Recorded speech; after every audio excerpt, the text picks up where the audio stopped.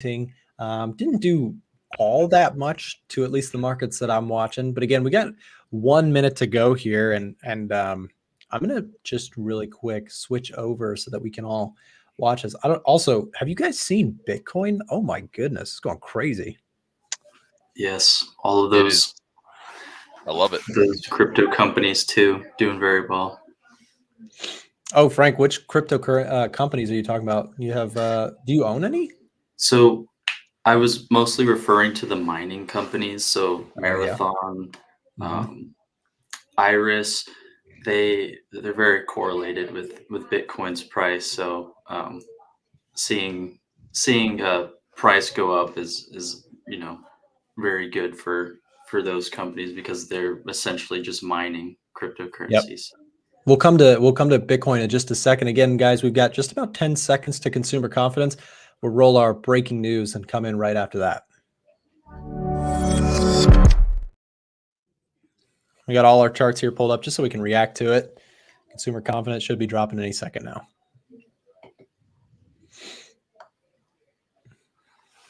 All right, NAS and SPX just got an immediate boost there, just slightly. Euro up, gold up. It's down. Consumer confidence came in lower. Okay, so consumer confidence.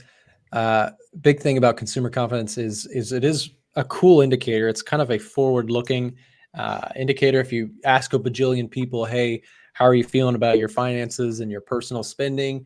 That's pretty lead indicator stuff. So kind of cool to see. But again, came out just a little bit cool here. Revisions lower on the previous one also. So kind of a mixed reaction here. Indices bouncing slightly. Dollar index shot lower, came back up. Dow is down. Euro is down. Pound is down. Gold is slightly down. And oil just slightly off those highs. But I don't know. I just kind of an interesting mixed reaction. What do you guys think about the number? Is there anything there to hold on to? I think it's going to be next week. Next week, non-farm. The week after that, CPI, PPI. We're getting through, month of February. I think there's going to be some earnings hangover kind of lingering in the markets. We've had a blowout earnings season with just big vertical moves. It was a wild season, and I don't know. I mean, I'm looking at the same charts you guys are, and I've got a lot of divergence indicators on my indexes, and I think a correction is nigh. I think we're going to get one pretty soon. Again, I say correction like literally 3 to 5%, maybe 5 to 8%. It's technically due, and I'm just curious. As always, it's like, what's the catalyst, right? I mean, the market doesn't like to go down without having something drag it lower, have a reason to attach to it. So that's what I'm curious of, like, what is the timing? The dollar index, I mean, yesterday's session, I literally set a chart alarm above and below the dollar. I'm not really willing to take any trades on dollar pairs until I see that chart alarm go off one way or the other. So yeah, the dollar's been pretty quiet, Chris. And the other thing I wanted to point out is I'm totally with you on the indices. I think that there's a pullback that's due.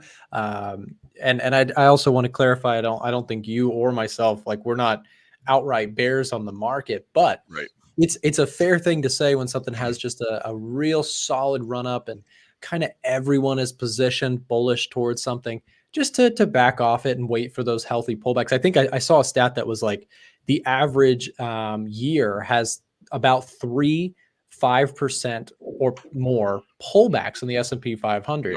We're almost 1/3 into the year, so it's perhaps, and we've had a huge run up. February, I showed this chart yesterday. You might like this, guys, because I pulled this up. I thought it was really cool. Seasonality for the S&P 500. It might take a second to load here, but this portion of the year is historically one of the kind of underperforming parts of the year. Once my software will load, my computer's been taking a beating, Chris. I think you saw a little of that last time you joined with me, but it's just not liking all this stuff at the same time. Let's see if we can just pull up S&P really quick. I just want to show this chart. Okay, here it is. So yeah, so the S&P 500 has had a massive run since really November. And Chris, I know you've been a part of that rally. I was a part of it for a chunk of it. I've missed the most recent move. But if you take a look at the 10-year historical average of the S&P 500, we're going into a period of the year that is historically weaker. And is that a guarantee? No. Is seasonality like a perfect indicator? By no means. But if you followed it last year, you probably would have outperformed the market. It was really Right. dead set last year. Got that fourth quarter rally, the whole shebang, pre-election year, all that good stuff. So I'm kind of with you. I think a pullback could be due. What are you watching, Chris, in terms of indices? Do you have any plays on the indices? Position Well, more bearish? that's actually what I would look at today. I was back and forth so much yesterday, I couldn't really make a decision to pull the trigger because I'm just debating on I want to be short right now and give myself like a 30-day window. The Mm-hmm. problem is I didn't want to be, so if I say short, it's like if I bought a put on the SPY, I Yeah. wanted to pair that with something that would offset the cost. And so the pros and cons of that trade, it would be this. If I bought a put right now on the SPY at, let's say, 506, Yep. that's where the SPY is trading, I could go out 30 to 45 days and say, okay, I believe that, direction is going to be lower. Two ways that hurts me is if we just stay where we are for the next 2 or 3 weeks, like the Mm-hmm. time value works against me. If I don't Right. get a big move enough to cover the cost of my trade, because going out 30 to 45 days will be an expensive option. So anyway, I was literally back and forth all So do you morning yesterday. sell a put as well? That was my point, is I was going to look Yeah. at a debit spread and actually do I could do a long the put at 506, and then Yep. I could sell a put at 500 or 495, but it wasn't the payoff that I wanted. I would essentially, Gotcha. pay 5 to get 10, which I net 5. So it's a 1-to-1. Does that make sense? Yeah. Yep. And plus, if I want to get the full credit out of that sell option, I've got to wait for expiration. And when you're just simply long the option, time works in your favor if it goes quickly. Right. So I was talking about it this morning in a session I just finished. Maybe my best play would be to look at a long option and go out maybe 30 to 45 days and then sell something, but also can I share my screen and actually walk through Yeah. this? Yeah. This might be Absolutely. kind of helpful. Okay, so as an example, if I did, this is just going to be a hypothetical trade, but we're trading at 506. I think we're going to drift a little bit lower. The confirmation of me is below this trend line, but if I Mhm. did like a 506 put, okay, so 506 put, and this would be a buy to open. What I'd like to look at is if I did, let's say like let's look at this level here. If I go out like 40 days, 45, maybe 45 days, and I could do like the 485. Yep. This would be another put, and this would be a sell to open. Let's actually price this one out. And what I could do is I could take the trade as is. So I could buy the 506, sell the 485. I want to see what that's going to cost me because this is a $21 window. So let's take a look at it right here. If I get in the SPY, let's have a look at this trade here. Let's go into trade. So if I went out, let's check the timestamps here. 30 to 45 days, like April 5th, April 19th. Those are the big expirations I'd be looking for. I'll go April 5th and see what that price is out to be. I'm going to keep this font up here. So if I buy a put right now at 506, and then against that, I want to sell a 485, and my delta's okay. If I wanted more premium, I could sell like the 490. That's not a bad spot. Let me do that. But if I looked at the 480, I'm going to talk through this whole trade really quickly. So 480. So I would buy the 506, I would sell the 480. That gives me $21 of potential profit. Okay, so you can see here, if is my screen, can you see my numbers enough, or do you want me to make them Yep. bigger? We can see it. Okay. So if I am correct, then the nice thing on this trade is my payout is $2,100 for a max loss of around 540. So the most I can lose is what I pay for the debit. So that's a pretty good reward to risk. What I would think is if I'm right directionally, I can probably just close out the long put side. And what I'll do with this 480 is turn this into a bull put spread. So it's a little bit more complicated where if time goes if time works in my favor and I'm right directionally, Yep. then I just take as much profit out of this as I can. And instead of leaving a naked put, which is super expensive and it's going to tie up a bunch of buying power, what I do instead is I buy this put here, and this is my expiration at the 480. And if I close out that long call, what I then do is then I add in this. I add in a buy put at 475 and creates a bull put spread. Does Yep. that make sense? So that's two ways I can do this where dynamically I want to be short. I want to give myself a window. I just don't want to sit. If I just did this trade only, I'd have to wait all the way to expiration for me to see my max profit, because the deltas are going to change. If price goes this way, this delta goes from a 12 delta to probably a 20 or 25 delta, and these, the sell levels change, and this becomes more of a negative position for me. So anyway, Yeah, I was just Chris, thinking I about it mean, all day yesterday. I appreciate you breaking that down for us because, again, I know a lot of people in the audience are kind of warming up to the idea of options. One of them is right above me. Frank and I I, know. we I both are emailed kind of Frank this morning. interested We're in gonna. this. I feel like Frank and Yeah. I can have a good No, conversation. it's going to be great. And I want Yeah. to ask, I want to come back to you in just a second because I have a question for both of you, but I want to start with Frank. Yeah. So this morning, we got two numbers. We got consumer confidence came out unexpectedly worse than expected here, Right. and durable goods orders. So Frank and Chris, this is fascinating. For a little while, there was this regime in the market where bad news made the market rally. Why? Because bad news meant the Fed would chill out and they would start to look to cut rates. But Yeah. now we've seen a recent paradigm shift where bad news seems to spook the market, and good news, they say, oh, well, rate cuts are still coming, but this economy looks great. So I guess, Frank, question for you on the indices. Do these numbers, do you subscribe to that too? Do you think that these poor numbers or these disappointing numbers, again, there's still more stuff to happen. We have PCE this week, but do you kind of agree with the market selling off a little bit on these numbers? And perhaps do you agree also that the market is due for a bit more of a pullback? So I do think these have an impact. Yeah. And now that the narrative has kind of switched where we're at the peak, according to the Fed, of interest rates. We're expecting lower rates in the future. Now it's about how's the economy doing. So a negative or even a miss in durable goods is like a miss in productivity.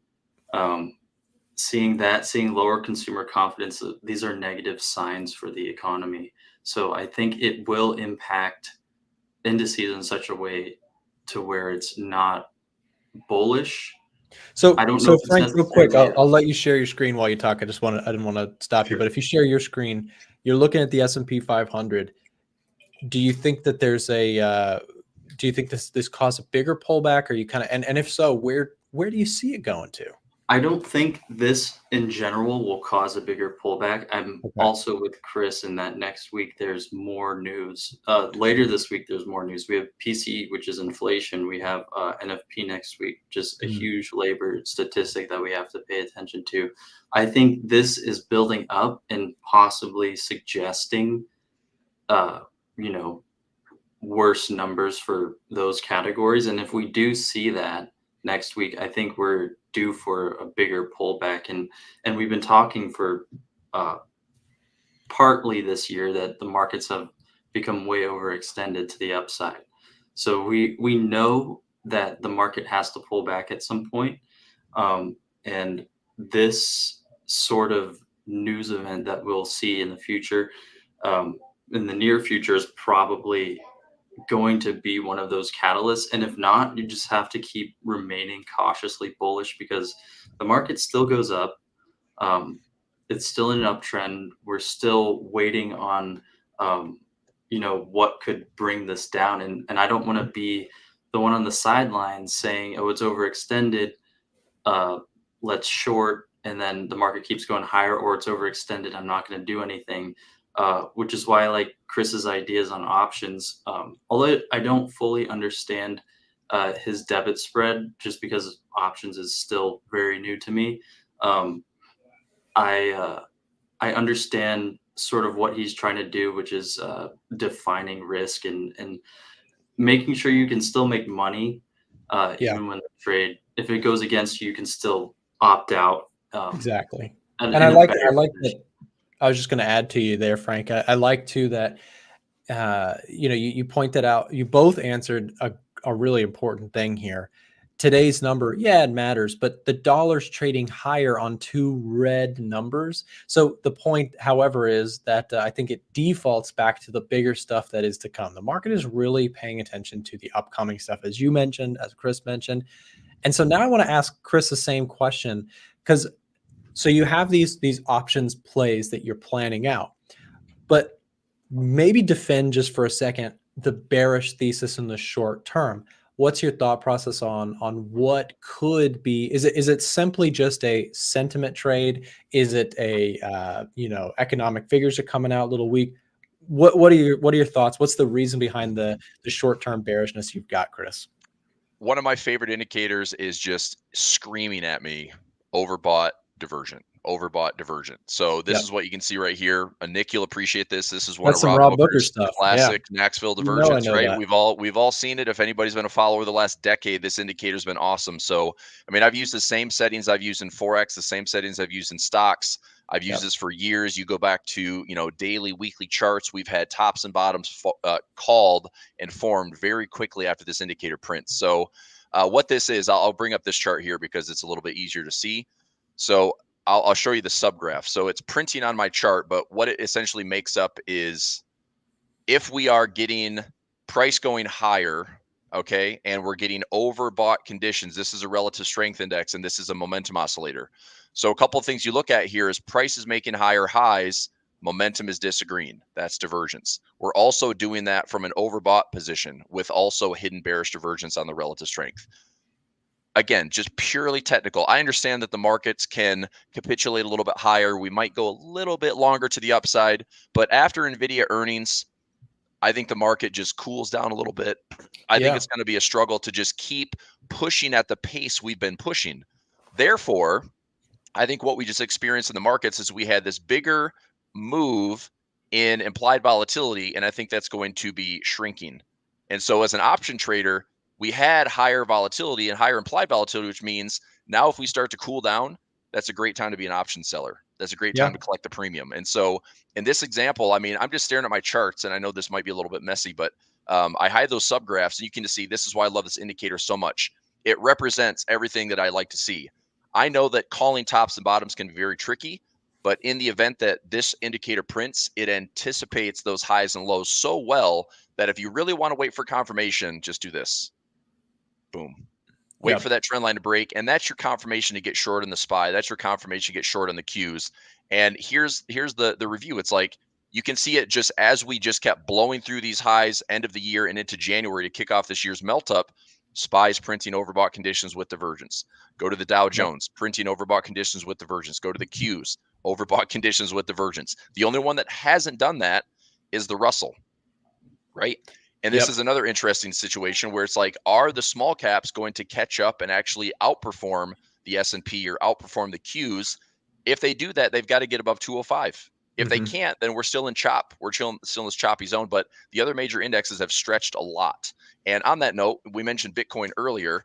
yep, Bitcoin's doing the exact same thing. We just had one here and we just blew off these levels. Now, same thing here. This was a good correction going into the SEC announcement where we had the approved ETFs, overbought conditions with divergence, and it was a buy the rumor, sell the news. But here we are on that rip again. Well, and So Chris, something to add to Bitcoin. Think about yeah, this. Bitcoin, I like to think about it. Frank and I talk about this often. I'm like a bull that doesn't really like Bitcoin. That's kind of how I would explain myself. I don't really care for it. I don't really right. have a. I'm not a believer, per se. But it's hard to deny it has an inverse relationship in its history to inflation. When For inflation is sure. going, so today's numbers kind of help the story. I mean, of course, Bitcoin made its move before today's numbers, but Right. any sign of cooling economies and perhaps inflation, as long as we don't see a recession, I think a recession just completely takes that story and flips it on its head, because we saw that in 2022. Bitcoin got destroyed when consumers can't afford to buy any Bitcoin and YOLO into the thing. It doesn't do as well. But it is an interesting story. I think that. Another thing to mention, I want to ask Frank about this. Frank, we've talked about this for years. Bitcoin, we always just kind of say, oh, it kind of tends to move like a leveraged ETF of the NASDAQ or the stock market. What's Yes. going on here today? And is that changing? Are we seeing Bitcoin become almost a safe haven? I don't want to call it a safe haven because anything can No, be safe, but what do you think? no, I don't think it's a safe haven. And I also don't necessarily think it's moving with the markets today, although, Yeah. the markets are, I guess, slightly up, but I don't think this has anything to do with it.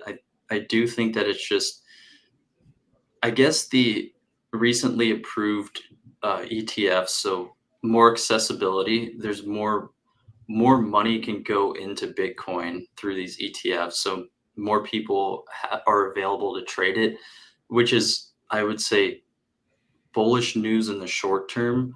Yep. Um, but with that involves higher regulation, and just the opposite narrative of what Bitcoin is supposed to be. So it's not necessarily a very bullish thing for me. It's just you know I guess this is just people realizing that they're able to get into Bitcoin now rather than going on some weird crypto broker and trading with funds that they may or may never see again. Yeah.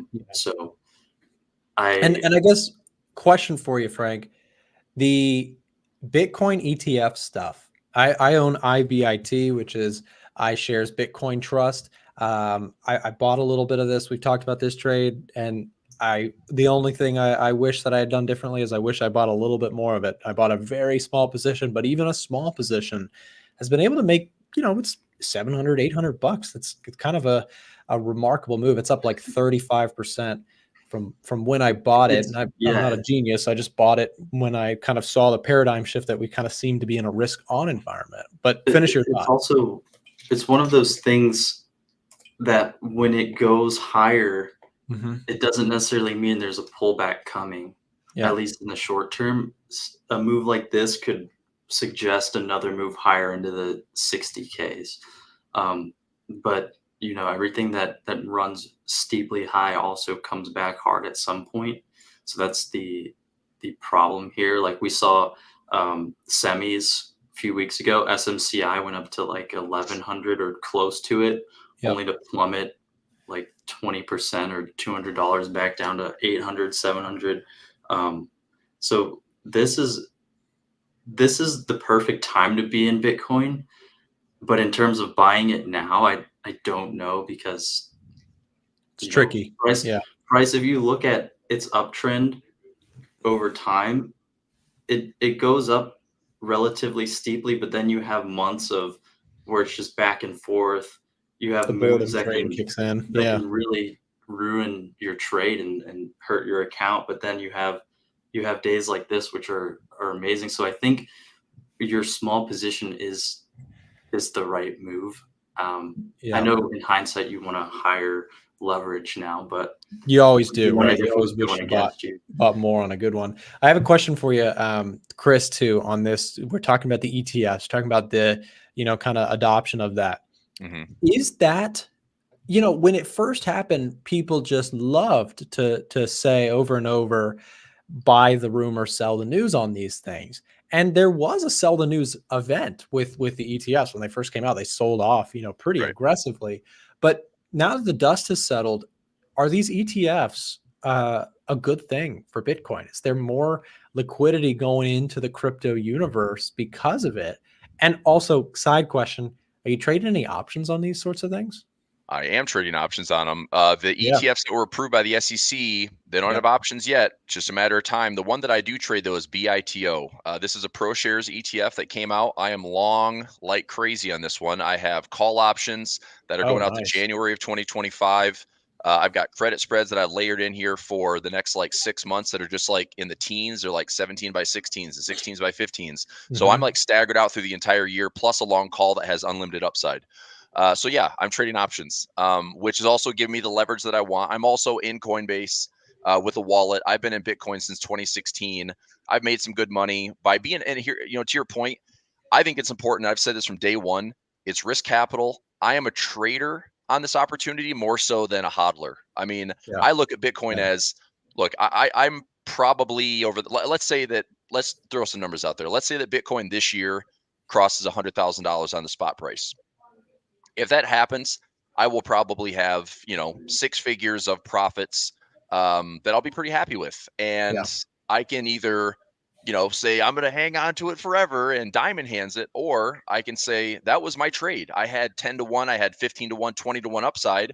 I'm going to take a chunk of that, go back in, so I've got a position I can maintain for kind of long-term holding, but Yeah. I'm going to take profit and reinvest it in the way that I do best, which is trade traditional options and do dividend stocks and build a portfolio and trade my forex. And those are the markets I've been trading for 20 years, not 5 or 6. Now, the one thing about the ETFs that I think is interesting is I want to look at this right here on the coin market cap, coinmarketcap.com. I'm curious, like, if these ETFs are putting in more volume into the overall crypto market space. So right now we just crossed over 2.15 trillion, and I'd say close to 40% of that, if not higher, belongs to Bitcoin. So this is the Yeah. market cap. You can just see that this thing has been in an uptrend. Let's go back. Let me see if I can zoom in here. Can I zoom in? Let's make this a little bigger. So we have been in a pretty steady uptrend where we just crossed, we're at 1.9, we're at 2 point. It's like the highest we were was when we had the peak, like the late 2021 peak at 2 point, just shy of $3 trillion, right? Yep. So getting back to those highs, getting that market cap increase, there's certainly flow coming into it. And I think what's nice is hopefully financial advisors have done some due diligence where even if you look at the last 10 years, if you've had Bitcoin exposure in any way, shape, or form to your portfolio, 1% exposure to Bitcoin as a buy and hold Yep. has done double the performance of the S&P. And right now, the projection is that a 2% exposure to Bitcoin will be outperforming the Nasdaq by double. And we know the Yep. Nasdaq has been one of the best performing indexes for the last 30 years. Oh So yeah. pretty Yeah. impressive During all stuff. the tech revolution, it's been wonderful. And that's Yeah. a really good point, Chris. I mean, I think that, that as a trader, as a active investor at the very least with crypto, I'm not a hodler. I've been in and out of the thing for years. I've traded this thing going back. I think Frank and I have both watched the crypto space since we were in late high school. And the thing with crypto is That really you dates you made guys, by some the way. really what'd you say? I said that really dates you guys, by the way. Late high school. Well, You guys are just young bucks. Frank's younger than me, but yeah, Yeah. no, that's no, we're both young. But anyways, you made a really good point there, Chris, that I thought was really cool. If you're thinking about what's going to move the needle for crypto, the next serious adoption is not just retail people, consumers kind of getting excited. It's the asset managers. I would argue that the ETF moves it one step closer to them looking exactly at what you said and saying, hey, here's some asset that historically is outperforming. That's what they all want. They all want alpha in their portfolios so they can deliver it for their clients. That's Yep. why they all love the NASDAQ, right? They all buy the NASDAQ because it's, everybody has that recency biases of, hey, this thing has outperformed. Let's own it. Bitcoin is that potential alpha that's going to be tempting to a lot of investors. And if there's just a slight adoption into institutional portfolios, managing it, as our generation starts to get a little older and they are okay with that being in their 401k, or they're okay with that being in their investment portfolios. It's an interesting thing to watch because our generation cares more about Bitcoin, it seems, than like gold and, physical things. So it's, I don't know. It's interesting. Frank, what do you think about that? Do you think that's do you think our generation is more accommodating towards a Bitcoin, and does that have any effect on over the years how that could impact markets? I think they're way more accommodating than any other generation. Yeah. That's pretty obvious, but I don't know in the long term how things will pan out. I think also there's some hype around the halving, Yeah. which won't really, if it's anything like a stock split, it's not going to change the value of Yeah. Bitcoin. It'll change the price, but its quantity will be essentially cut in half. So I think Bitcoin plays into a lot of hype. Crypto just plays into a lot of hype. There's still so many unknowns. I think over time, as technology improves, obviously things are going to be looking better for cryptocurrencies in general. And I think at that point, there's a chance for it to be accepted among everyone. But once we get to that point, Bitcoin's already going to be way too valuable. Now is the speculative time to invest and just say like this is what I'm going to hold on to for years and hope that that adoption phase comes. Like I've been holding Bitcoin and Ethereum since like 2020, and Yeah. I saw the ups and downs. And for the most time that I've held it, the most amount of time in my position, I've been in drawdown. Yeah. So it's like you want to be comfortable with what you may lose, but it's just like any other trade or any other investment. You take it and then you if it's so speculative, such as like Bitcoin and Ethereum and whatever, you just hold on to it and essentially you're hoping for the best. So Yeah. this could be adopted at some point. I know a lot of companies use cryptocurrency now for transactions, but it will have major ups and downs up until I feel like it becomes more Some stable form of among adoption. Yeah. people, and it'll be way more valuable at that point. So now is the time to guess, which will either severely hurt you or like make you lots of money. So Yep. It's a high risk, high reward kind of trade, kind of investment. So of course, caution to anybody who's interested in that stuff. But I'm going to step out here. I'm going to also, Frank, we can give Chris the floor here for a little bit. Let him do his thing. You're welcome to stay if you want to, but I'm gonna move on and get started on some other stuff here today. Chris, you've got the floor. People who are listening, let me also just remind you, if you don't already subscribe to Chris Pulver, here is his YouTube channel. He puts out content of his own. If you'd like to follow more along with his options ideas and things like that, he's got his own Discord channel. All that stuff will be covered in a minute. Chris, you got the show. We'll see you next time. Thanks for the conversation. Thanks, thanks, Nick. Chris. Frank, See I ya. was going to ask, you want to stick around a little bit? I can for a little bit. My laptop is close to dying, but Okay, let's go I until it will. dies. I do have one question actually. Okay, shoot. You were talking about your debit spread at the Yeah. very beginning. Yep. My question for that is it better to wait to see what happens, I guess, this week and sort of make that decision next week? Or is it worse off for you? Because I guess wherever prices could change the way things are like your options are going to cost. So we could also see PCE come out with a really big miss, which Mhm. I mean is not entirely expected, but until we have all of these smaller indicators come into play, I feel like it would be helpful to sort of gauge what NFP might do or wage growth. So what is your take? Like, do you think waiting on it could be a good idea, or do you think that this debit spread that you want to take should be taken like within the next day or two? Well, I'll answer that question by telling you I just took the trade. Okay, So as we were talking this morning, I just posted this trade in my trading room. So this is exactly what I did with it, and I'll walk you through it again. I know that, and this is like definitely more like I'm thinking kind of 2 or 3 steps ahead because I'm looking at it this way.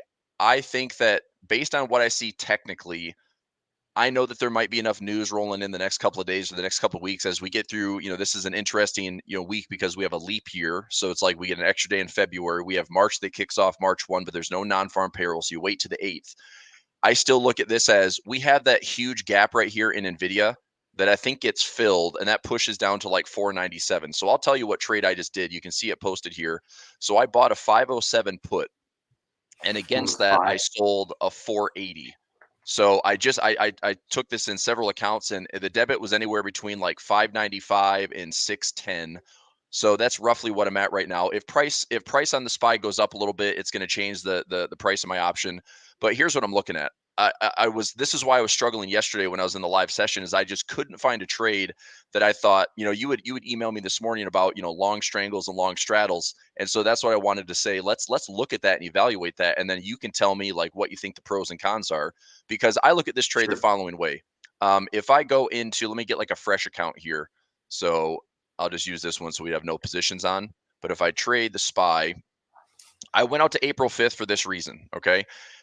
I think if we're going to start to see the market turn over, I'm looking at truthfully the bear move happening within the next maybe 2 weeks. Okay. If I go out to April 5th, that's 38 days. That's a full month and change of trading. As far as being on the long option side, if I'm long a put and I want a bearish move, I want time, like I want the move to happen pretty quickly. And so if it happens within the next couple weeks, that 507.50 put is going to work in my favor very quickly. If we come back and fill the Nvidia gap, for example, if we fill that Nvidia gap right here all the way down to like 497, my 507.50 put is going to be worth like $10+. Okay. So I should be able to grab some profit from that. And I don't necessarily have to hold on to it all the way down thinking we have this massive move. I mean, truthfully, like I said, healthy bear or healthy bull markets could just have 3, 4, 5% corrections. Let's get it. Let's get like a 3, 4, 5% move to the downside. And then we'll see if the market's eager to buy the dip. But what I looked at was just strictly from the setup. I'm giving myself enough time for the long option, and I want to sell something against it, because if all I did was if all I bought was that 507 put, it's going to cost me $7.40, which means that I need to basically see the SPY get below $500 before I'm getting any profit on this trade, any profit on the trade. Okay. So even if it goes down to fill that 497, that's going to change this option trade. So real value is going to be sitting around $10, which means I still have $2.50 to $3 of value on this trade. And if you want me to type this out as I'm going and thinking through it, let's do that together. So I'm at 507.50 long put, and it's going to be, I'll just say it's a 745 debit. Okay. So my break even point, let's just round that up and say it's 750. So my break even on the SPY long put is 500. Okay. Following that?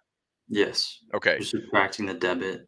Correct. So I'll make this even simpler, and I'll just say it's a 750 debit. So that's my break even, which means all I have to do is, when the SPY is less than 500, this trade is profitable. Yeah. Okay. So that's the good thing, is if we go below 500 and I'm eyeing that level in the Nvidia gap at 497, we break below that, push into the 495 and the 490s, it gets even more profitable, and it gets profitable faster. So I also looked at the level of, okay, if I thought the market was willing to bounce, that 480 point, the 480 point's a great spot, because that's previous all-time highs that we crossed around that like late December and January push. So what I plan to do is I'll take the profit from the long put first. And then what I'll do is I'll use that 480 and I'll just create a spread from that. And it'll eat into my profit a little bit, because the options prices will change. But that way, at least I define the risk, where I'm not just sitting with a naked put where it's going to, tie up about $25,000 of my buying power. So let me just break this all down. If I do the 507 as is, my break even's roughly, 500 on the SPY. If I then sell against that, the 480, okay, the 480, I'm not collecting a lot of premium for that. I'm selling it for $1.42.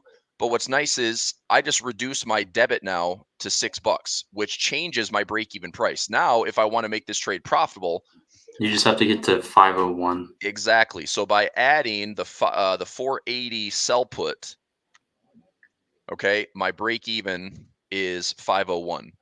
Right. So same type of situation. If we go to 497, go to 495, go down to 490, my break even's 501. I add an extra dollar to that, and I'm happy like taking that profit. I'm happy if I see that my, what initially is a 750 debit, if that's trading for $10, $12.50, $15 a credit, I'm probably just going to take the profit. And from there, I'll turn my 480 sell put into a bull put spread. And all that's going to do is define my risk, because check this out. If all I did was, let me delete this trade, and let's just talk each trade at a time. If I delete this leg right here, look at the difference. Okay. If I just sold the put at 480, my max loss is everything to the downside. My buying power is reduced by, $7,500. And that's what Tasty Trade is, this broker. A lot of brokers, if I have an IRA account, which a lot of IRA accounts I trade, this is full cash. So if I go to, this is traditional, that's going to be, let me see if this will pop up in an IRA account.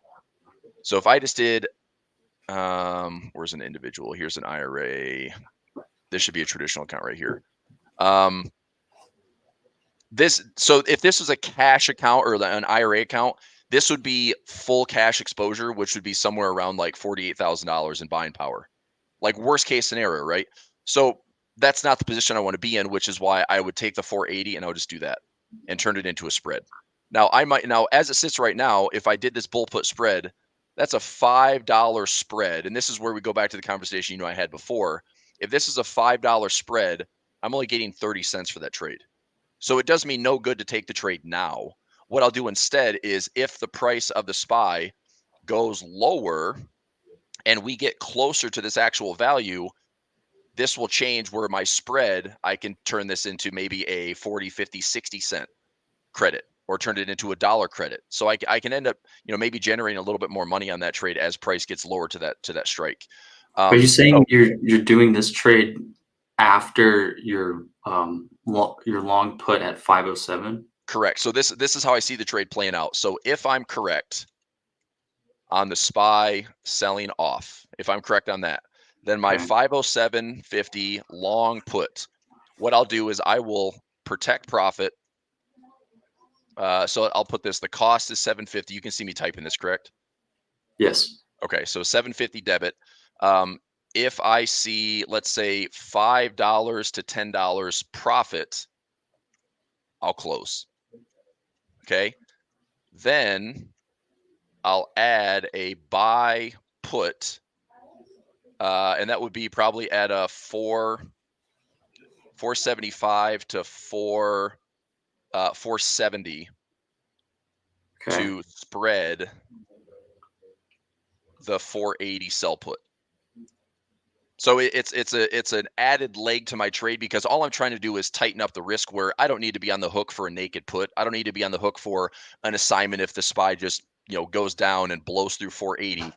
So to spread it, to define my risk, I'll add that put, and the net result might be this: I might end up collecting. Let's say, and this is just the scenario here, but let's say that I have $10 profit on the long put. Okay. And then I create the 480 by, let's say, 475 bull put spread, which is a credit spread. And I can do that for literally like 25 cents credit or better. That means that I protected profit on the long put. I'm still looking good where price would have to still continue to drop dramatically by April 5th in order for me to get assigned or have any type of risk or loss on that trade. And so if I can just take credit on that credit spread, I get the profit of the long put, and then time works in my favor to then just sit and wait and see if 480 is a safe level for price to not go below. Does this mean you're risking $4.75 based on your spread and the credit you would gather, I guess? That is correct. And again, that's a lot of risk on the spread because, like you said, if all I did was collect 25 cents, I'd have 25 cents profit would be 25 cents max profit. Now, obviously, I'd like to say I'm going to make more credit than that. But if all I did was make 25 cents max profit, 475 is going to be my max risk. But again, think about this: if I didn't have a spread and I had just a naked put, my risk is unlimited all the way to zero, right? So there's a lot more risk in that assignment of price blowing through my sell put level. So I'm just going to define it. And the good thing is, it's like the probability wise. Let's go to the chart for a second. If we go back to the chart and we drop all the way to 480, and this is happening like in the next 38 days. If this happens, if we go to 480, we have to see the market sell off by 5.25% in the next 38 calendar days, which that between week to week, it's only going to be like 20 trading days. That's a big downside to happen in such a short amount of time. So I think for me, it's like I'm safe putting a spread here, but I'm also wanting to take a trade now to the downside. So before your laptop dies, I wanted to take a look at what you emailed me this morning, which was long strangles, long straddles, because let's take a look at that as an alternative, right? If you wanted to be, let's kind of wrap this up. Like, I hope this trade makes sense. I posted this in my trading room already, so everyone that's in my Equities on Demand class, we'll talk about this when I jump into the session at 11. But I want to let's clear this trade. And Frank, let's look at do you know the difference between a strangle and a straddle as far as, when you're doing a long strangle, long straddle? Do you know the difference?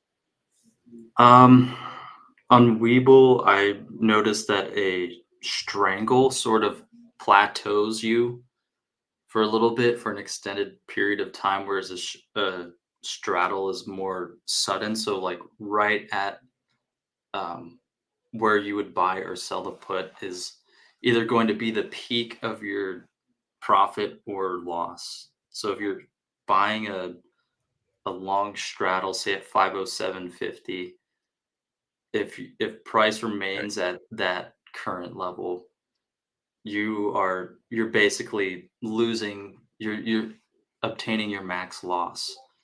But if it moves outside of the range, so if you buy a call and a put at that same price, price is going to have to move significantly one way or the other for you to end up in profit. Correct. So this is what I typed. This is the easy way to distinguish between the two. So if you're doing a long straddle or a long strangle, this is the only difference. If you do a straddle, you're doing it at the same strike price, same expiration, same strike price, and you're buying a call and then you're buying a put. So let's talk about this. We're trading at 505.77. Let's just agree that 506 is the current at the money price for the option, right? So if I buy a put and I buy a call, this is what has to happen. So the good thing is I have unlimited max profit potential for the next 38 days on this trade if that's my expiration. Okay. So I have about a 51% chance of profit. I am delta positive on this because I'm looking for price to move. I have max profit because if we go $15 up or $15 down, anything beyond that, I'm profitable, and that profit is unlimited potential. My max loss is the most I pay for it, which I did one contract, or if it's right there, the most I can risk is one contract at 1485. So that's going to be my max risk. Okay. But like I just said, if I did this trade, what happens, Frank, if for the next 30 days, price just stays right here? You lose everything. It's just going to become worthless. Like Yeah. the time that we're paying for this trade, if we're not getting any movement, you're going to see that we paid 1486. If this goes nowhere for the next week or two, you're going to see this trading at probably $7 or $8, which means you lost about 50% of the value in your trade. So the straddle and the strangle are ways where you expect some type of catalyst, you expect some type of move, but you're not really sure about the direction. So I priced this out last week with Nvidia, and it was $85 per contract. So it's an $8,500 trade to take one contract on Nvidia. It's just insanely expensive. And even with debit spreads and either, it's like the cheapest I could get an Nvidia trade would have been like $5. And that was putting it at the top or the bottom of what I expected the move to be. So I'm just like, I'll just watch the fireworks. It was a crazy week, but I was long the SPY, long the Qs, and I got paid on those positions as a replacement. So this is the pros and cons, right? If I did the 506 as a straddle, I need price to move $15 one way or the other in order for this trade to be generating profit. That's asking a lot. That's asking the market to do a lot over the next 30 days, I think. Yes. That's an expensive trade, and I know it's unlimited upside, but I just think that's a terrible position to be in right now. So let's talk about a strangle. A strangle means I just adjust the strikes. So if I thought, you know what, if the bulls are going to recapture, tell me what the recent high was, Frank. Recent high in the SPY was 510, Yes. right there. So 510. So how about this? If we agree that, okay, I think on the bull side, if we break above 510, let's buy the 510 call. Okay, we can see that the price is a lot cheaper that way. So if I buy it right now at 506, it's $8 for the call side. If I move the strike up to 510 because that's considered out of the money, which means price has to go my way, Yeah, it it's gets a little bit cheaper. cheaper for me. So I save $2 on the option that way. Now the same thing is true if we're trading at 506 on the put side. I'm like, well, what would be my determination on the chart if we break below this low? That low's around 503. So what I would do on a strangle is I would say, you know what? Right now the market is at 506. I might be stuck there, but if we get some confirmation one way or the other, maybe this is the way I would consider doing a long strangle. I can buy the 510, I can buy the 503. Now you can see that I save myself some dollars, right? So But instead of a $15 increasing debit, go ahead. increasing the spread between these, is that going to mean that price is going to have to move even further? Yes. Yes. That, and again, that's what I want to explain is like, this is cheaper for me to take the trade, but for me to get paid on this, I need to go $11.50 from this position or Right. from this position. Which is a So little ridiculous. it So it I, is. I Yeah. I'm wondering why Webull only allows for these such trades. When I look at selling a call and selling a put, uh, it seems to me like a way better position to be in for your money because of price. The odds of it moving $11 from 510 when it's Mhm. at 507 Mhm. is a bit ridiculous to think of unless there's like a significant market mover that causes a large correction in the SPY. Right. So why would limiting you to only like long contracts on buys and puts be better for someone who's just starting out than the other way around? Like selling these two at say at 507 sounds like a much better position to be in than buying two at the same price. Yeah. So it's a great question, and you're already ahead of the game because here's what I would recommend for you. I don't know what you have to do with Webull to say I want, the ability to trade credit spreads. Did you Yeah, they fill out won't like a tell little me. options permission form? They said they can't disclose why they can't. It's like a secret, condition that you have to pass through them. So Okay, okay. I I have level 4 options with Webull. All I recall doing it with Robinhood and Webull is like, how many years have been trading options? 5 plus years, 10 plus years. Like, that's all I had to say. Extensive knowledge in forex, extensive knowledge in futures. Like, and I have that because I've been trading for a long time. But I've told traders this in my trading room, and I know anybody listening is like, this isn't, lying to the broker, but it's like, if you're following. Oh, I think I lost Frank. um, if you're following, somebody like me, or you're in a trading room and you're trading in a group together, I mean, it's exactly. RIP Frank's laptop. Point is, you know, Frank was spot on by saying he's getting permission to trade options, but his broker is only offering him long options. And there's nothing wrong with long options, okay? But what I'm trying to show here is, just like Frank was pointing out, it's expensive to trade long options. Now, the nice thing is, if Frank took a trade here with the strangle, the most he can lose is $11.57. That's the most he can lose. So it's defined risk. It's easier for the broker. It's easier for the trader to say, like, well, all I'm going to risk on this is what I pay for it. And so this really twisted mindset of like, well, I can just take a long call. I can just take a long put, and I can just, pay $1, pay $2. Why does everybody think right now that zero DTE is so popular? That's 0 days to expiration. If we look at something today, okay, so let's look at this. This is where the market has been going the last year. 40+% of option volume is coming in single day expirations for these indexes. So if I look at today's expiration, today's the 27th. It's already almost 11 a.m. Eastern time. So I want you to see how cheap it is, right? How cheap it is to buy an option today. And this is probably why most brokers are just saying, "Oh yeah, Frank, thank you for signing up for options. We'll give you permission to trade long this, long this, long this, long this." And what Frank is really getting at, and what we're going to show, is selling options. You have a lot more ways to make money. Buying options, you can still make a lot of money, and it's incredible. But you have to be right on direction, and you've got to be right within a certain time period, and you've got to be right with the price moving far enough to cover the cost of what you paid for the trade. And those three things are never working in your favor as a long option trader. So, what's nice is this: we have major news coming in the next few weeks. All right. And there will be catalysts, and we will see the SPY and the Qs. They'll have days where they move, $5, $6, $7 in a single day. And those are perfect days for a long option trader to focus on something day to day. So, for example, let's just say for the calendar here, let's go out to, we have Thursday's PCE, right? PCE is going to be a big one. I think it's a decent catalyst. Here's one thing to watch, and I'll just show this.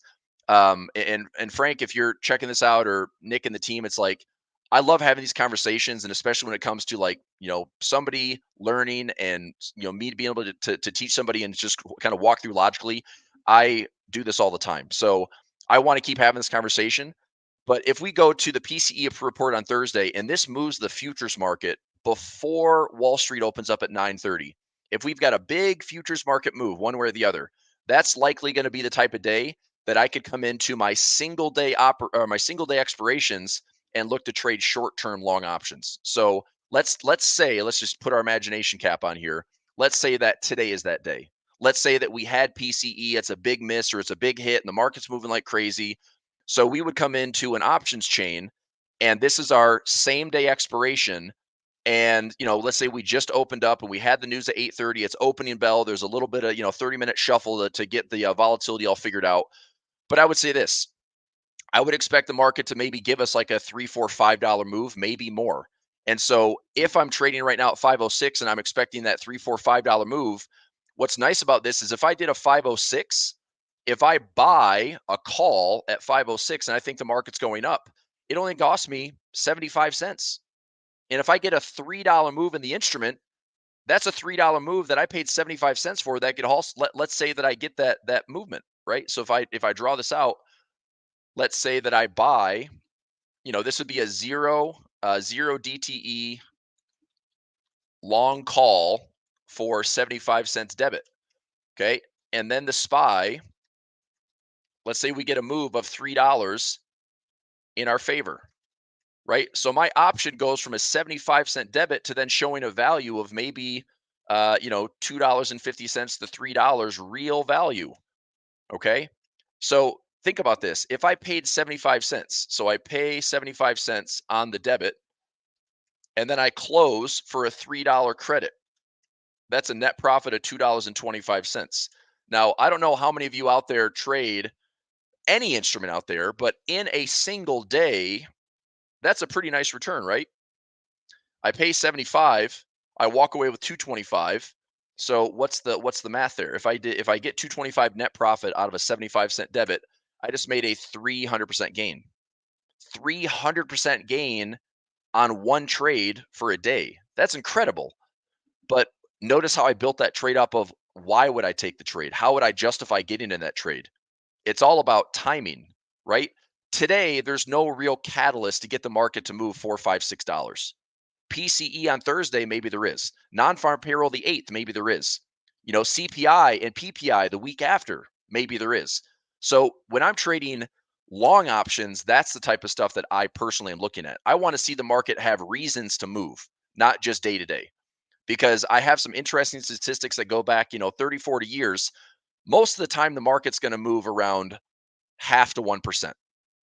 That's like 60+% of the market, like SPY and the S&P, less than 1% moves.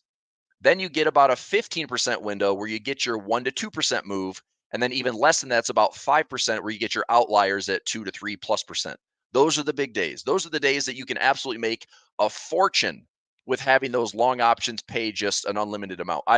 As an example, and just so everyone's clear on this, I'm not trying to sit here and say that zero DTE is the greatest thing ever.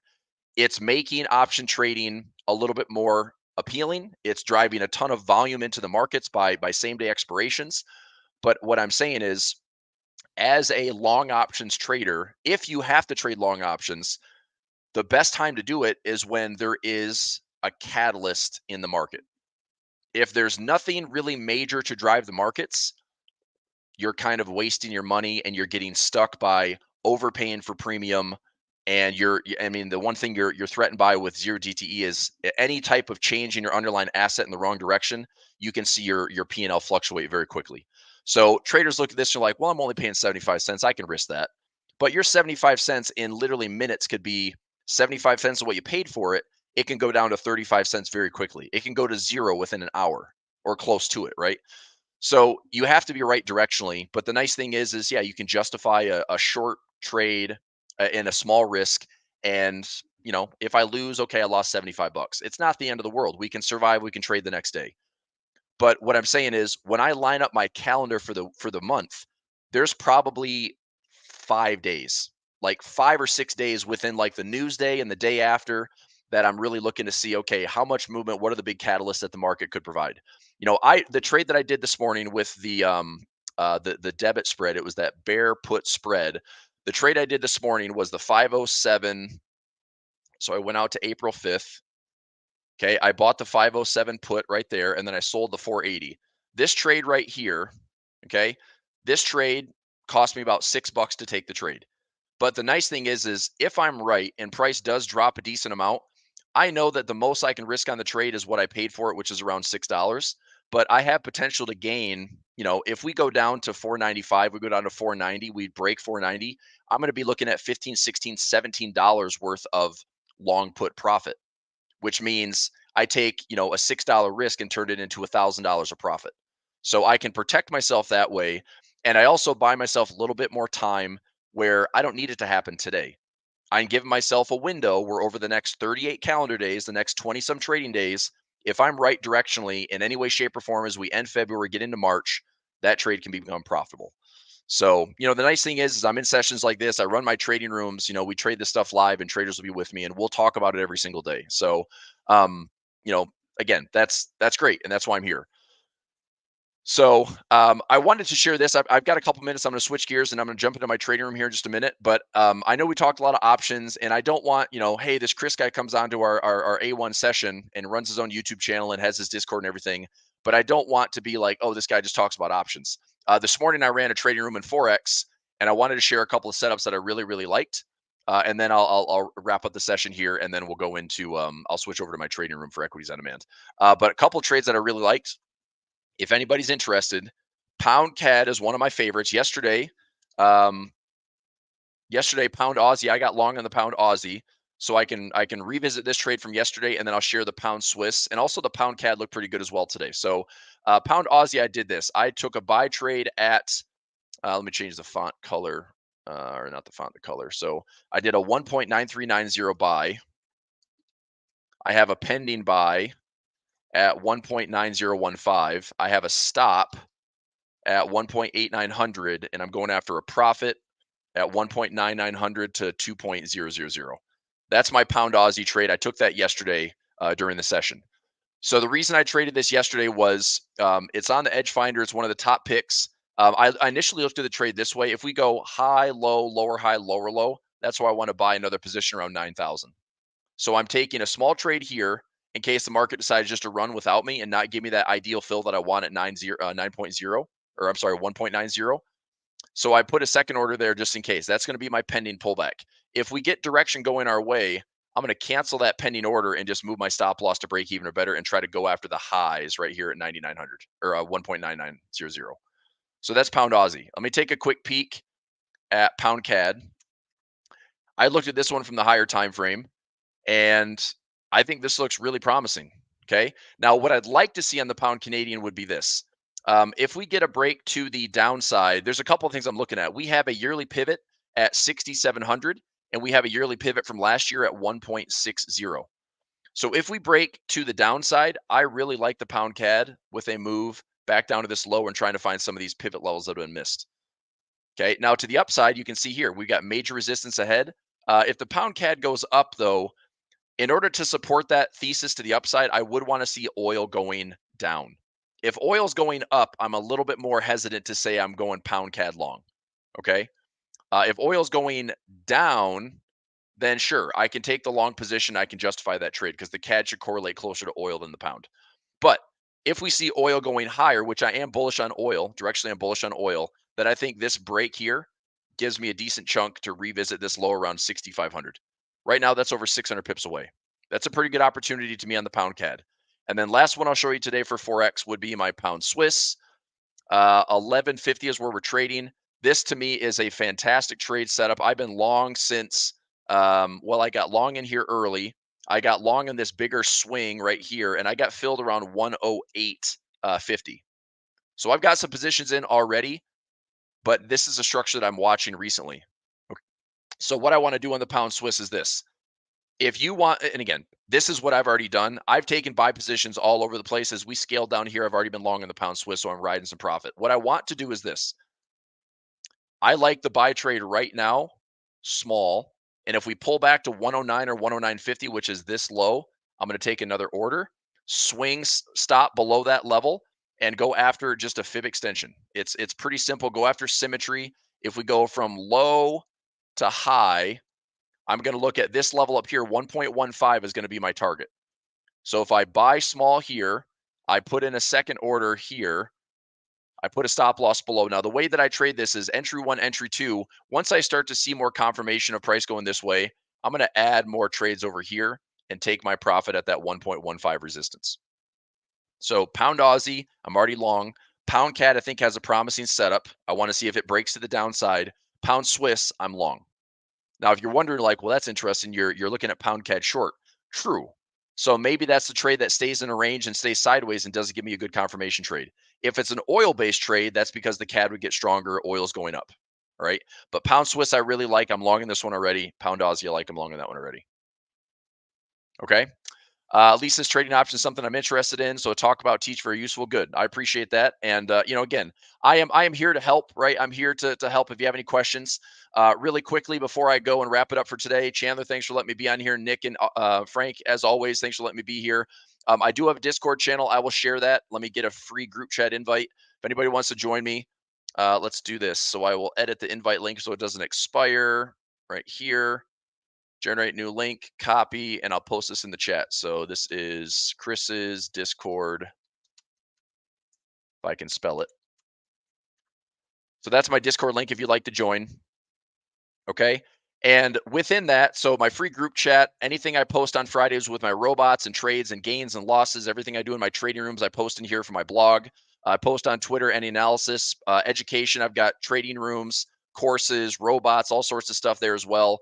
I do private instruction. I usually do it in the evenings. I do it on the weekends, one-on-ones. I also work with groups. I've got groups of 5, groups of 10 that will go through and answer, anything you want to know about Forex trading, option trading, my experience. I've been in the markets for over 20 years. So if I can help traders be more profitable, be more consistent, make better decisions, it does help a lot. I've had so many good success stories from just doing one-on-one sessions with people. And I know Ivan does it as well. It's like, it is great. I mean, look, I'm also a golfer back in the day. Like my business was golf and instruction, and same type of thing. It's like, you can help people get better. And in trading, it is no different. There is a mindset to it. There's a strategy to it. And, it's nice to also have that personal touch where you keep tabs on people, and I don't know. A lot of it is you got to believe, you got to have good risk management, and you got to stay determined. You got to stay open-minded and objective.